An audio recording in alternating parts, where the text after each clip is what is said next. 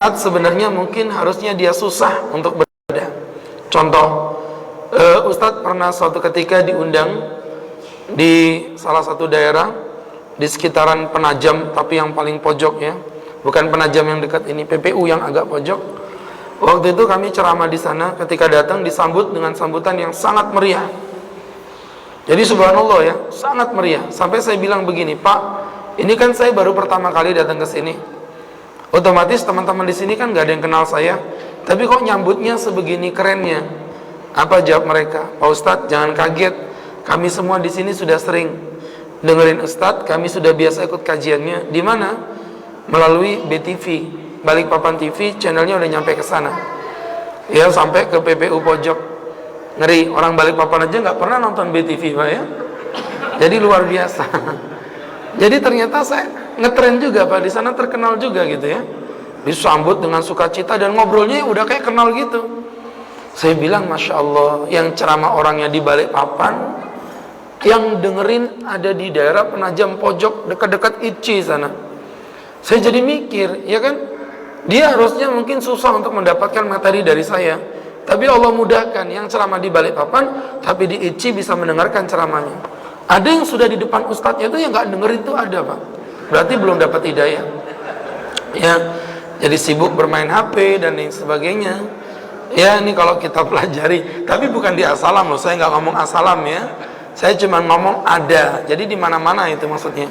Sehingga jamaah kaum muslimin yang berbahagia, dari situ saya mikir, orang-orang ini harusnya susah mendapatkan ilmu, susah beribadah, tapi dengan hidayah Allah yang jauh terasa dekat. Itu maksudnya begitu. Ya. Nah, sebaliknya ada orang-orang dimudahkan untuk beribadah, tapi ada juga orang yang berat bermaksiat. Kenapa Ustadz bilang berat bermaksiat? Faktanya memang, mohon maaf Pak, cerita ini mungkin sedikit masuk akal, tapi bisa kita sharing untuk Bapak renungkan. Ya, beberapa bulan yang lalu kan sebenarnya Ustadz sempat masuk penjara, Pak. Mungkin nggak ada yang tahu ya. Waktu itu ada kajian, saya ngisi ceramah di penjara. Ya kan masuk penjara. Masa ceramahnya di luar? Ini ngapain nggak sopan Bapak ya? Emang Ustadz ngapain di sana? Ngisi ceramah. Lagi ngisi ceramah, hadirin, Masya Allah ya. Lagi ngisi ceramah. Waktu itu subhanallah, ada seorang preman bertato, kulitnya hitam, celana lepis, gambar tengkorak, rambutnya merah, udah kayak megaloman. Ngeri lah Pak. Dia datang kepada saya, Pak Ustadz, selesai ceramah boleh nggak saya ngomong pribadi? Oh, nggak apa-apa. Kenapa Mas? Dia cerita pengalaman taubatnya tadi itu. Saya dapat ilmu Pak. Ya Allah, keren. Kenapa? Jadi gini, salah satu cerita taubatnya itu yang membuat saya kagum adalah ternyata dia ini dulu adalah pelanggan, ya, member platinum di salah satu hiburan, adalah di salah satu lokalisasi ya. Saya nggak bisa sebutin namanya karena ini live streaming. Inisialnya Manggarsari. Jadi teman-teman yang berbahagia, jadi dia itu apa istilahnya, pelanggan tetap lah di sana. Nah, habis semalaman mabuk, bapak-bapak yang berbahagia, kemudian ya kurang lebih jam-jam 4 subuh, dia pun akhirnya mabuk, berzina, memanggil pelacur, membayarnya, dan sudah di dalam kamar. Dia cerita begitu, lempeng aja dia cerita. Saya udah, dalam tanda kata udah ready stock begitu ya, udah siap untuk berhubungan, kamar terkunci, sudah nggak ada yang menghalangi saya dengan dia Pak Ustadz selain Allah. Apa yang terjadi?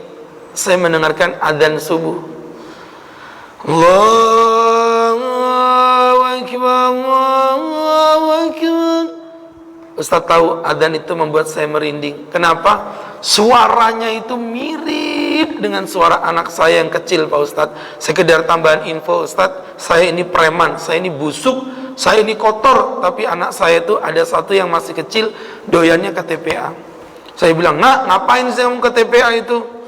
Orang kamu nanti pintar ngaji juga nggak bisa apa-apa aja, nggak kaya juga." Kata anaknya begini, ini cerita dia. Anak saya bilang, "Ayah, aku mungkin nggak akan kaya dengan aku pintar ngaji. Aku nggak akan kaya dengan menghafal Quran. Tapi mohon maaf ayah, aku ingin menghafal Quran bukan untuk diriku. Aku ingin menghafal Quran untuk diri ayah aku ingin sekali menggunakan mahkota hijau sebagaimana yang dijanjikan oleh Ustadz. Dibacakan hadisnya, waktu itu kata Ustadz ingin memasangkan mahkota hijau itu di atas kepala ayah, tapi aku ingin ngapalin Quran terus, cuman aku bingung nanti kalau ayah tidak ada di surga, aku memasang ini kepalanya, mahkotanya aku letakkan di kepala yang mana.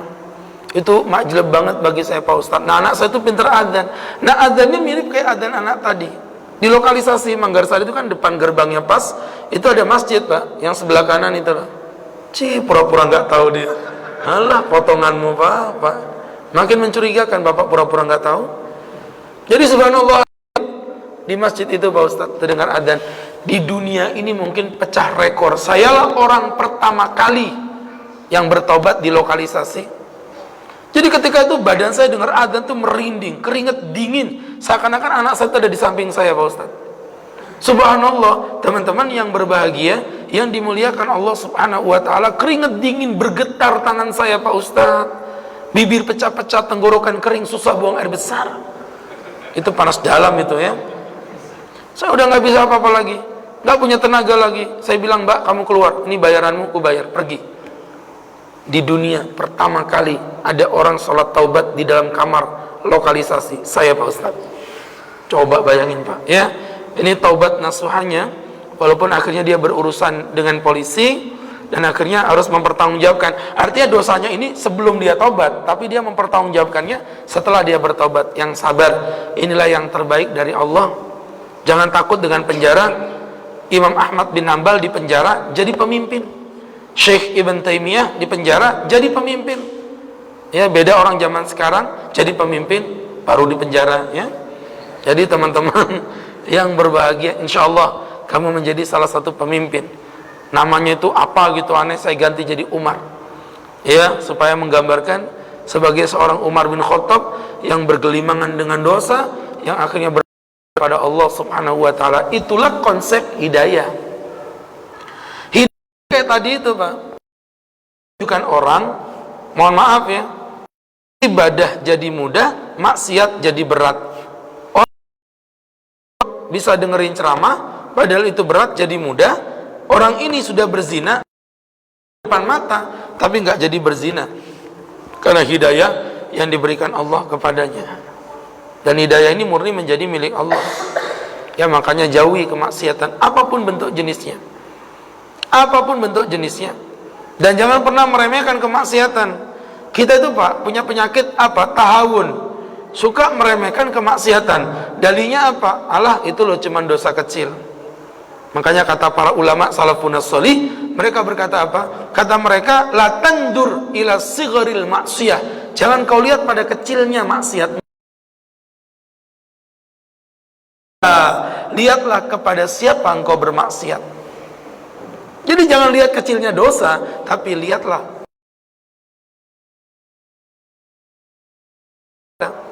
Ya, hanya dulu itu ada ucapan yang indah dari Imam Ghazali ketika Imam Ghazali berkata kepada muridnya sebuah kalimat yang membuat murid-murid ini jadi merinding dengarnya.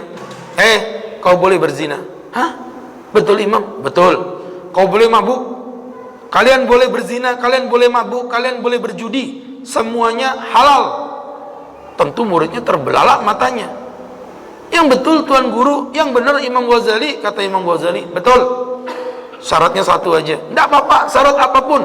Bayar 100 juta. Apapun, saya siap Imam. Yang penting semuanya halal. Kata Imam Ghazali, syaratnya satu saja. Teman-teman, apa syaratnya? Syaratnya kamu cari tempat maksiat yang kira-kira Allah nggak bisa ngelihat kamu. Terdiam muridnya Pak. Kayak bapak gini terdiam. Ini karena ngantuk, ini bukan karena terkesima. Ini betul-betul kaget ya. Allah, terdiam. Bagaimana kita bermaksiat? Wa huwal latiful khabir. Dialah zat yang latif lembut khabir maha meneliti. Wa huwas samiul basir. Sedangkan dia adalah zat yang maha mendengar lagi maha melihat. Makanya saya sering bilang tadi itu. Ya, jangan lihat pada maksiatnya, kecilnya maksiat, tapi engkau sedang berdosa kepada zat yang maha besar. Dialah Allahu Akbar, Allah yang maha besar. maka jauhi kemaksiatan. Nah, kerennya Allah, hebatnya Allah, Allah Subhanahu wa taala memberikan efek pada setiap kemaksiatan. Oh iya Pak, hati-hati ini ya. Ada efek namanya efek maksiat non dosa. Kalau dosa kita bahas kepanjangan. Setiap kemaksiatan pasti ada dosanya. Satu. Tetapi hebatnya Allah, Allah ternyata memberi efek itu sampai mengarah pada arah yang berkaitan dengan apa Pak? Berkaitan dengan yang di dunia. Loh, mohon maaf bapak-bapak yang dimuliakan Allah Subhanahu wa taala. Apa efeknya Pak Ustadz daripada kemaksiatan? Yang pertama adalah maksiat menambah dedel daripada yang namanya kebodohan. Pasti bapak bingung kan? Apa hubungannya maksiat dengan IQ Pak Ustadz? Loh, mohon maaf Pak. Dulu ada seorang ulama namanya Imam Syafi'i. Imam Syafi'i. Ada lagi ulama namanya Muhammad bin Idris. Kalau Imam Syafi'i pasti kenal. Muhammad bin Idris kenal Pak ya? Siapa? Imam Syafi'i. Lihat, bingung dia, bingung. Muhammad bin Idris itu nama Imam Syafi'i. Syafi'i itu kakek datuknya Rasulullah, maaf, kakek datuknya Imam Muhammad bin Idris. Namanya Syafi', makanya beliau dijuluki Asy-Syafi'i. Begitu. Ya, kadang-kadang ulama itu di belakang nama kakeknya. Ada juga nama bapaknya Al-Hambali, apa namanya, Ahmad bin Hambal. Ada juga yang menggunakan nama tempat tinggalnya Al-Jawi, ya, Yasin Al-Padani, itu Padang, ulama besar di Makkah Al-Mukarramah. Syekh Al-Minangkabawi, ya, Al-Balik Babani, ya, balik papan. Orang Arab tidak bisa ngomong P, ngomongnya B. Orang Arab begitu. Panasonic, Panasonic, begitu ya. Panasonic, Panasonic. Nah, ini bapak-bapak yang berbahagia itu bisa. Atau kadang di belakang diberi nama gelar dari pekerjaannya. Al-Imam Al-Mawardi. Mawardi itu apa? Ma, air, wardi, mawar. Karena beliau penjual air mawar. Ada juga yang diambil dari sejarah cerita masa lalunya. Al-Imam Al-Asam. Asam itu apa? Budak. Kenapa beliau disebut budak? Ini bukan penghinaan, ini kemuliaan. Beliau itu penjual makanan, datang perempuan cantik banget. Cantik banget. Nah, perempuan yang cantik begini ini kentut. Gimana coba auranya waktu itu, Pak? Mohon maaf ya, kalau Bapak kentut sih tidak ada urusan. Wajah-wajah begini mau kentut kayak mau apa terserah. Tapi ini wajah cantik, auranya wibawa, kentut. Akhirnya waktu itu beliau malu. Imam, berapa harganya? Kata Imam, aku nggak dengar katanya. Perempuan tuh dalam hati tersenyum. Yes, berarti kentut kupu tidak didengar tadi itu. Makanya beliau akhirnya dijuluki sebagai Al-Asam. Ada juga namanya Imam Al-Qafal. Qafal itu yang terkunci otaknya, bodoh. Kenapa beliau dijulukin Al-Qafal? Beliau dulu mencari ilmu 7 tahun, menghafalkan Al-Fatihah aja masih kesusahan, saking bodohnya. Ya, pulang-pulang apa yang terjadi hadirin? Dianya udah nggak kuat lagi belajar, mampir di sebuah gubuk. Di gubuk itu ada batu sungai, tertetes air hujan. Dia mikir sambil nungguin hujan, ya Allah, batu sungai ini batu yang kuat. Dipukul pakai palunya patah, batunya gagah. Ditetesin air hujan bisa melengkung. Allah, apalagi otakku tidak sekeras batu ini. Hidayah Allah tidak selemah air ini. Tapi kalau air saja yang lemah bisa membolongi batu, apalagi hidayah Allah. Dari situ akhirnya dia bertobat. Dia balik lagi ke pesantren dan jadi seorang ulama besar. Gitu Pak. Jadi banyak ya teman-teman yang berbahagia. Al-Imam As-Susu Beruangi, itu karena setiap pengajian dikasih susu beruang. Ya, tapi di sini tidak ada. Cukup teh hangat saja, lebih murah. Ya, jadi teman-teman yang berbahagia, yang dimuliakan Allah Subhanahu wa taala. Imam Syafi'i ini, Pak, umur 7 tahun sudah hafal Quran di luar kepala. Sama kayak bapak-bapak ini, di luar kepala. Karena nggak pernah masuk, di luar terus hafalannya. Imam Syafi'i 7 tahun hafal Quran, 10 tahun hafal kitab Imam Malik, kitab hadis pertama Al-Imam Malik Al-Muwatta. Ya, jadi hafal Muwatta umur 10 tahun. Ada yang tanya, Imam Syafi'i kenapa tidak hafal Bukhari Muslim? Karena Bukhari Muslimnya belum lahir, Babang. Iya, duluan Imam Syafi'i, Bukhari Muslim itu di bawah. Nah, makanya beliau menghafalkan Muwatta umur 10 tahun, 15 tahun Imam Syafi'i sudah menjadi mufti. Ya Allah, ya, lihat Pak. Luar biasa. Suatu ketika Imam Syafi'i itu mengeluh tentang buruknya hafalan beliau. Jadi beliau akhirnya mengeluh kepada gurunya. Guru beliau itu namanya Syekh Waqi. Syakautu ilang Waqin su'a khifdi. Aku mengeluh kepada Syekh Waqi tentang lemahnya hafalanku. Jadi teman-teman yang berbahagia tahu aja, jadi ada backsoundnya ya. Jadi teman-teman yang berbahagia, tadi ngomong apa jadi bingung saya Pak. Syekh Waqi itu gurunya Imam Syafi'i. Waktu Ustadz berangkat ke Mesir, alhamdulillah Pak, sampai di Mesir, yang terbesit dalam pikiran saya pertama kali ingin mengunjungi makam Imam Syafi'i. Itu ada namanya Turbah Syafi'i, kampung namanya Turbah Syafi'i. Turbah itu tanah, Syafi'i itu Syafi'i, tanah Imam Syafi'i.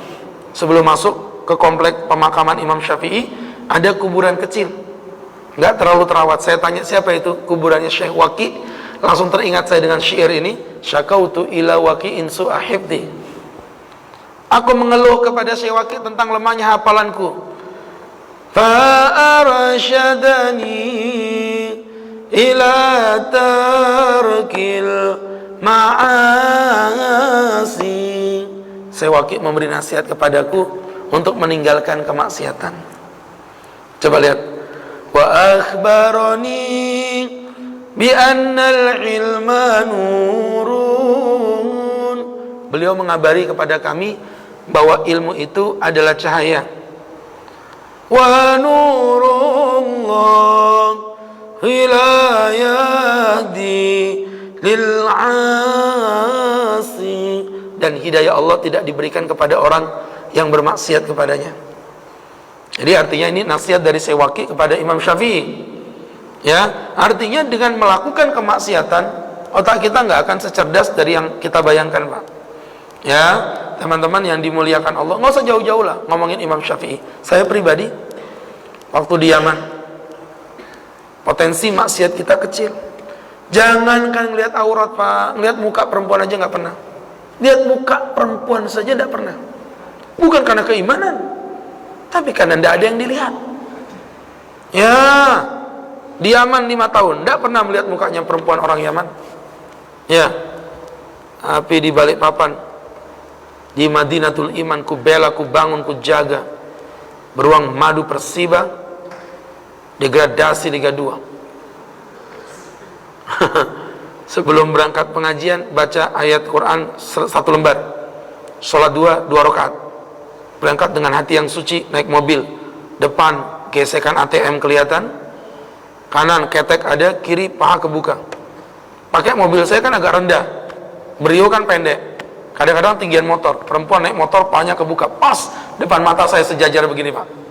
Jadi teman-teman yang berbahagia, ini kan jadi bingung, dilihat dosa, enggak dilihat sayang, mubazir. Jadi teman-teman yang berbahagia, pulang dari Yaman, hafalan Quran udah kenceng, Pak. Alhamdulillah, sampai Indonesia 5 juz hilang. Melihat pramugari, pakai pramugarinya pesawat Emirat, beda. Apakah naik Lion, beda. Ini Emirat, ini ngeri, Pak. Jadi teman-teman yang berbahagia, yang dimuliakan Allah Subhanahu wa Ta'ala, ala kulli hal, itu tadi, Pak. Beda cara ngapalin Quran di sana dengan di sini. Beda, Pak.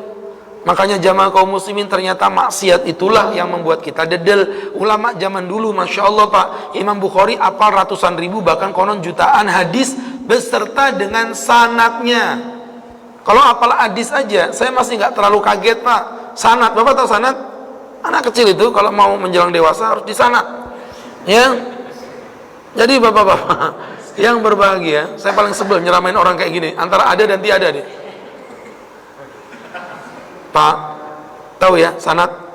Sanad itu rentetan. Hadis ini diriwayatkan dari Ahmad, Ahmad dari Umar, Umar dari Zaid, Zaid dari ini dari ini dari Rasulullah Shallallahu Alaihi Wasallam. Itu namanya sanad. Dan itu dihafal. Loh, satu hadis saja Pak, itu kadang-kadang memiliki sampai 10, 9, 7, 8 sanad. Dan itu dihafal oleh para ulama. Menurut kita nggak masuk akal. Tetapi ternyata menurut daripada sejarah ulama kita biasa yang seperti itu. Imam Syafi'i itu umur 10 tahun udah hafal Muwatta. Muwatta itu tebalnya segini. Hadis itu 7 tahun udah hafal Quran. Itu tidak masuk akal. Tapi begitulah, karena kemaksiatan yang dulu tipis berbanding sekarang. Makanya kalau kita bandingkan hafalan orang dulu dengan sekarang jauh banget Pak. Kenapa Pak Ustadz? Ya tadi itu yang Ustadz bilang, kemaksiatan itu ternyata efeknya membuat otak kita menjadi dedel. Ya, itu yang pertama Pak. Kemudian yang kedua, teman-teman yang dimuliakan Allah Subhanahu wa taala, efek dari maksiat adalah sebab terhilangnya rezeki. Pak Ustadz, kenapa rezekiku ini seret Pak Ustadz? Kamu kurang ikhtiar. Ya, jangan nyalakan Tuhan dulu, ikhtiar dulu. Jualan salumi, nggak laku Pak Ustadz. Ya iyalah, udah banyak orang jual salumi. Buat salumi yang berbeda. Salumi surprise. Gimana tuh Pak Ustadz? Dalamnya kasih kejutan. Ada isi keju, ada isi telur puyuh, ada isi lombok yang pedas. Jadi kejutan.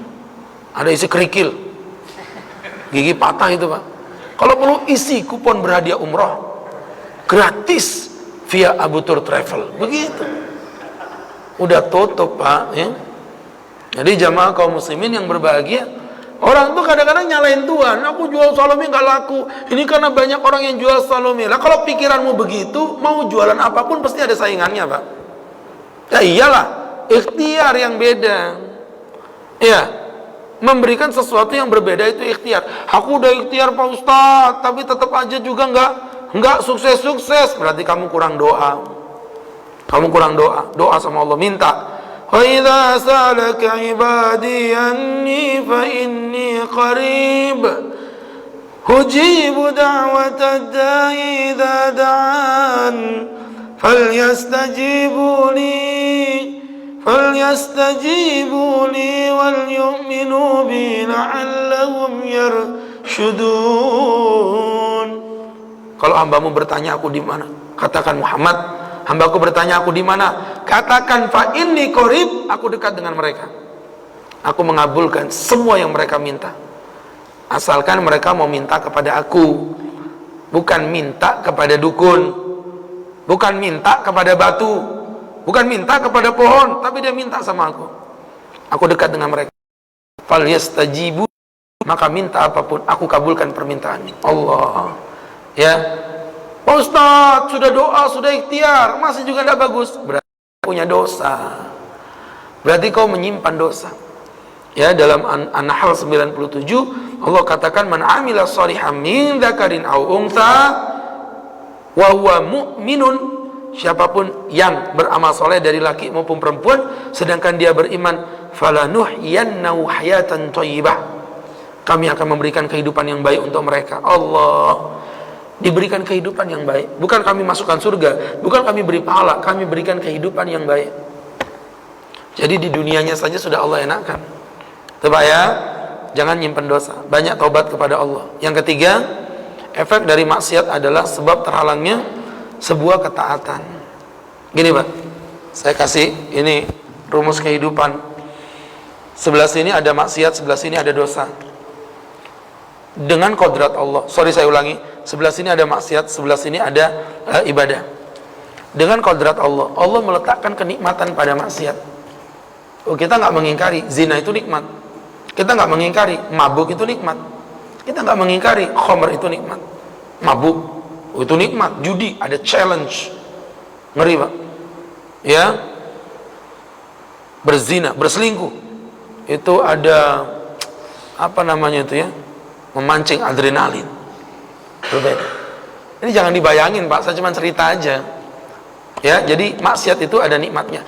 Tapi mohon maaf, ibadah dengan kodrat Allah juga diberi nikmat di dalamnya. Kasih Allah nikmat di dalamnya. Dan dari kebesaran tanda-tanda Allah, Allah menciptakan dua nikmat ini nggak pernah bersatu dalam satu hati. Orang yang biasa menikmati ibadah tidak mungkin bisa menikmati maksiat. Dan orang yang bisa merasakan nikmatnya maksiat demi Allah tidak mungkin bisa merasakan nikmatnya ibadah. Oh iya Pak, ini Bapak kayak begini ada di sini. Kenapa? Karena Bapak merasa nikmat duduk di majelis ilmu. Ini bagi orang yang nggak pernah ikut majelis ilmu di luar, pasti mereka mikir, itu loh orang assalam, itu loh kurang kerjaan. Habis sisa ngapain duduk-duduk di situ hujan-hujan. Ini malam kayak gini nih paling enak duduk di rumah. Makan bakso yang panas. Kasih saus sambal yang pedas. Peras jeruk nipis yang kecut, itu segernya Pak. Di mulut aduh, kerupuknya kerupuk unyil. Minumnya es degan. Makannya di pinggir pantai. Kena tsunami meninggal dunia. Ya. Jadi bapak-bapak yang berbahagia ini paling asik begini. Orang di luar pasti bilang tindakan kita ini bodoh. Kenapa? Dia nggak akan tahu nikmatnya duduk di majelis ilmu. Duduk di masjid kayak begini nih, nikmat. Apalagi habis isya kena AC pas depan kepala. Bes, nikmatnya. Ngantuk. Ya. Jadi teman-teman yang dirahmati Allah, nggak bisa dinikmati. Perempuan yang berjilbab nggak akan bisa menikmati rambut pirang yang dihampas-hampaskan itu, nggak akan bisa dinikmati. Ya. Sehingga teman-teman yang dirahmati Allah, itu kodrat Allah. Makanya kata Imam Hasan Al-Basri, wa inna min alamati qabulil hasanah, tanda-tanda diterimanya sebuah perilaku itu, diterima amal solehmu adalah fi'lul hasanah, mengerjakan kebaikan. Jadi Bapak ngaji, habis ngaji pengen ngaji lagi, enak banget ngaji, pengen ngaji lagi, pengen tilawah lagi. Itu berarti amal soleh yang pertama diterima Allah, menimbulkan efek Bapak pengen melakukan amal soleh itu di waktu berikutnya. Paham ya? Salat tahajud, cobain aja 2 rakaat.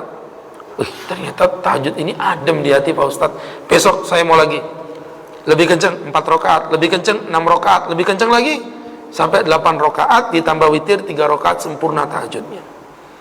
Itu maksudnya begitu Pak. Ya, luar biasa. Dan tanda daripada hukuman sebuah kemaksiatan itu kita akan melanjutkan kemaksiatan berikutnya. Jadi sebenarnya ibadah itu candu. Mirip kayak narkoba. Tahu narkoba ya? Narkoba itu bahasa Arab, nar, api, koba. Berani kau koba-koba, kau masuk nar, masuk api. Begitu. Jangan koba-koba. Keren nggak? Itu analisis Ustadz itu. Dan tidak ada Ustadz lain yang tahu tentang itu. Ya. Jadi teman-teman, orang beribadah itu kayak gitu. Ngaji itu Pak, ngapalin Quran itu berat karena Bapak belum memulai. Kalau Bapak berani mulai ngapalin Quran, nanti kecanduan. Yakin, aku yakin. Ya, Bapak ngerasa tahajud itu berat karena belum biasa. Tapi kalau Bapak sudah biasakan, itu akan menjadi kenikmatan. Ya, diawali dari mencoba. Dari coba terbiasa. Dari terbiasa jatuh cinta. Dari cinta istiqomah. Pada saat istiqomah, Bapak merasakan ibadah itu bukan kewajiban, tapi ibadah itu menjadi kebutuhan. Itulah puncak keimanan tertinggi seorang manusia. Begitu pula maksiat. Awalnya takut, akhirnya terbiasa, akhirnya menikmati, akhirnya bahkan membanggakan maksiat. Banyak kan orang bangga maksiat. Ya, perempuan berjilbab, joget-joget, megol-megol di dalam masjid. Lagi viral itu. Ya, TikTok. Di dalam masjid, berjilbab, joget-joget, erotis. Jadi teman-teman, dia banggakan, dia tonton. Bahkan teman-temannya ketika nyuting ketawa ngakak-ngakak, wah kakak-kakak begitu. Itu namanya mujahirah, dosa yang dibanggakan. Gak akan diterima Allah taubatnya kecuali dia betul-betul kembali kepada Allah. Baik, yang keempat atau yang terakhir adalah sebab timbulnya permusuhan. Walladzi nafsi Muhammadin biyadi, demi zat yang aku Muhammad ada di dalam genggaman tangannya. Matuwaddusnan, tidaklah dua orang itu saling mencintai, fafurriqa bainahuma, kemudian Allah pisahkan di antara keduanya, illa bidzambin yuhditsuhu ahaduhuma, kecuali karena dosa yang pernah dilakukan oleh salah satunya. Semua maksiat, pegang mulut saya ini Pak, semua maksiat pasti menimbulkan efek perpecahan. Cari aja maksiat yang kira-kira tidak menimbulkan efek perpecahan. Orang berzina, berapa banyak orang bunuh-bunuhan karena cemburu perselingkuhan. Apalagi sebutin, mabuk pasti menimbulkan perkelahian. Apa? Berjudi, Mana ada orang judi sopan? Judi, berapa tuh? Habis kau? Kurang ajar, nipu, curang. Nggak ada orang berjudi itu sopan. Monggo dipun pundut judinipun J matur suwun mugi-mugi judinipun barokah. Amin ya Allah. Nggak ada. Nggak ada, Pak. Orang menikah sopan, Pak. Orang menikah sopan. Lihat pembawa acaranya kalau acara menikah. Pernah ngeliat orang berzina sopan? Baiklah, sebelum kita ngonoan, kita mulai ngonoan kita ini dengan bersama-sama membaca suratul Fatihah. Semoga ngonoan ini dalam perlindungan Allah. Nggak ada. Kok kasar? Semuanya. Apalagi narkoba, bunuh-bunuhan, kelahi. Nggak ada. Maksiat menimbulkan persatuan. Ibadah nggak ada menimbulkan perpecahan. Kalau ada orang ibadah malah pecah belah, itu berarti ada yang error ibadahnya. Makanya kemarin saya ditanya, Pak Ustadz, apa tanggapan antum? Ada teman saya itu mentakdir antum, Pak Ustadz. Katanya antum itu bukan Ustadz sunnah. Tidak apa-apa. Saya Ustadz makruh juga nggak apa-apa. Cuman yang perlu kamu ambil pelajarannya apa? Satu, dulu sahabat Nabi Muhammad SAW itu kasar.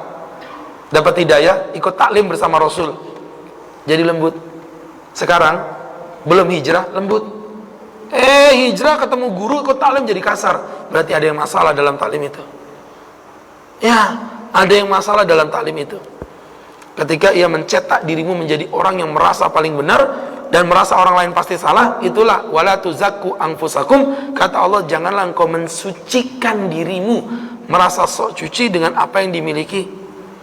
Ya, selama ini sudut pandang para ulama nggak usah ngotot, santuy aja. Ya, ini yang terjadi kan enggak? Masya Allah, luar biasa. Ibadah itu mempersatukan. Saya tuh kasihan, di masjid kelahi terus kerjaannya, di masjid kelahi terus kerjaannya. Uniknya kalau di lapangan futsal bisa akur. Apa perlu kita sholatnya di lapangan futsal aja, Pak? Iya kan? Jadi aneh, kita ini sekarang ini lucu. Orang Islam ini, Masya Allah. Saya bilang, tidak ada di zaman Nabi Muhammad SAW merasa lebih sunnah. Saya tantang, carikan di kitab klasik, ulama mengatakan aku lebih sunnah dari dia. Yang ada tuh begini, ulama zaman dulu nih, ini dengerin ulama zaman dulu. Pendapat A mengatakan kunut itu adalah sunnah abad. Ini pendapatnya Imam Syafi'i dan pendapatnya Imam Malik, dalilnya bla bla bla bla. Pendapat B mengatakan kunut itu tidak ada. Itu pendapatnya Abu Hanifah dan pendapatnya Ahmad bin Hambal, dalilnya bla bla bla bla. Menurut pendapat saya, yang lebih roji adalah pendapat A, B, C, bla bla bla bla, dikarenakan dalilnya bla bla bla bla. Menurut pendapat saya, yang lebih roji, atau yang lebih kuat, yang lebih muktamad, bisa dipegang, yang lebih dekat pada kebenaran dalil, begitu. Nggak ada yang lebih sunnah, nggak ada, Pak. Jadi teman-teman yang berbahagia, kalimatnya itu yang lebih dekat pada kebenaran. Wallahu ta'ala a'lam bishawab. Bahkan beberapa ulama itu saking sopannya, pendapat yang benar adalah pendapat yang A, tetapi semoga pendapat B mendapatkan satu nilai pahala. Kenapa Rasulullah bersabda, barang siapa beristihad kemudian dia benar, dia dapat 2 pahala. Mulai jatuh emosi nih, Pak, jangan macam-macam ya. Saya tidak pakai mukul aja jatuh loh, hati-hati loh ya. Bapak bisa saya pukul dari sini, terbangun betul Bapak ya. Jadi teman-teman, kalau dia benar dapat 2 pahala, kalau dia salah dapat 1 pahala. Itulah yang disebut dengan ijtihad. Wallahu a'lam bishawab. Mudah-mudahan jauhi maksiat, bahkan sampai menyebabkan perpecahan di antara umat itu karena kemaksiatan yang dilakukan umat Islam di akhir zaman. Semoga ini bisa menjadi motivasi untuk kita bersama dan dijadikan sebagai pembelajaran untuk kita bersama. Tidak berpanjang, tidak berlebar. Terima kasih atas segala kehadirannya. Juga mohon doa Pak ya, insyaallah hari Sabtu ini kita akan berangkat menjalankan manasik ibadah umroh ya, Sabtu jam 10 pagi. Insyaallah tanggal 1 Maret udah berada di Indonesia dengan izin Allah Subhanahu wa taala. Semoga bisa diambil manfaat dan nikmat. Kurang lebih mohon dimaafkan dan kita berjumpa lagi di kajian-kajian berikutnya. Jazakumullah khair, dan kita tutup dengan membaca doa kafaratul majlis. Subhanakallahumma wa bihamdika asyhadu an la ilaha illa ant astaghfiruka wa atubu ilaik. Assalamualaikum warahmatullahi wabarakatuh.